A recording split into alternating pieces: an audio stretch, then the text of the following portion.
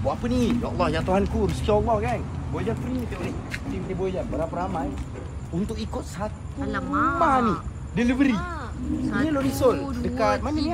Bandar Baru Udah. Bandar Baru Udah. Bandar Baru Udah. Macam-macam yang acik-acik tahu dan tengok. Johor, Selangor, Ruji sentiasa ada customer Boyjan beli. Hari-hari ada delivery Aris sini. So tim Boyjan ni dah ada beberapa set. Tapi dengar-dengar cerita ni dengan apa ni?